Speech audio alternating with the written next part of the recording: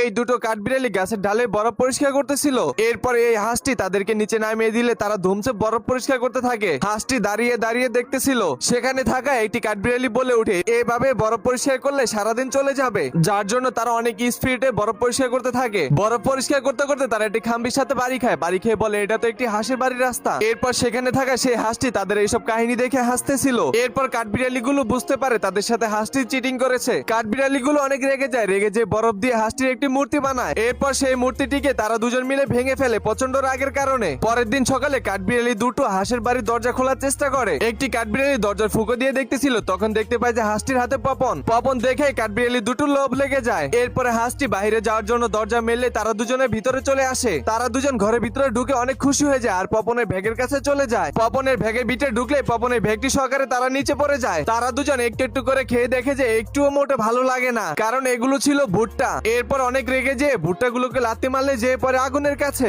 আগুন থেকে একটি একটি করে পপন উড়ে উড়ে আসতেছিল। তারা ভয়ে একটি পাপোসের নিচে যে পলায়। একটি গরম ভুট্টা হাতে নিলেই সেটি পপন হয়ে যায়। পপনটি মুখে দিলে কাঠবিড়ালির অনেক মজা লেগে যায়, যার কারণে তারা দুজন যে পপন খেতে শুরু করে। এরপর সেখানে হাঁসটি চলে আসে। হাঁসটিকে দেখে তারা দুজন ভুট্টাগুলোকে প্যাকেটে ঢুকিয়ে তারা দুজন প্যাকেটের ভিতরে লুকিয়ে পড়ে। হাঁসটি ভুট্টাগুলোকে বের করে আগুনের ভিতরে তাপ দিচ্ছিল। এরপর ভুট্টাগুলো থেকে একটি একটি করে পপন বের হচ্ছে। কাঠবিড়ালি এগুলো দেখে ভয় পেয়ে যায়। এরপর সেই পপনগুলো একটি বাটির ভিতরে ঢেলে নেয়। এরপরে হাঁসটি পপন নিতে গেলে একটি কাঠবিড়ালি তার হাতের সাথে উঠে যায়। পাশে থাকা আরেকটি কাঠবিড়ালি তাকে টেনে নিচে নামায়। কিছুক্ষণ পরে হাঁসটি পপনের জন্য নিচে হাত দিলে দেখে তার বাটি নিচে নেই। এরপর হাঁসটি দেখতে পায় কাঠবিড়ালি গুলো তার পপন নিয়ে পালাচ্ছে।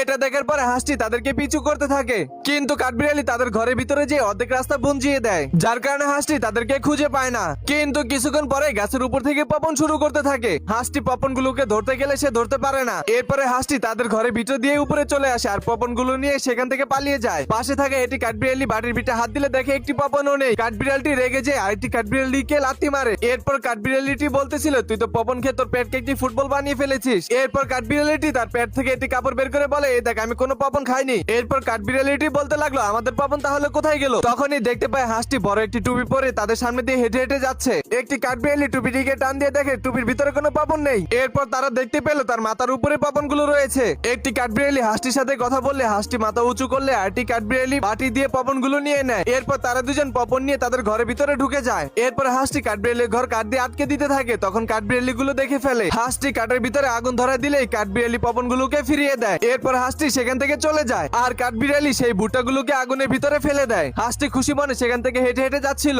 এদিকে কাঠবিড়ালি সেই ভুট্টা থেকে প্রচুর পরিমাণে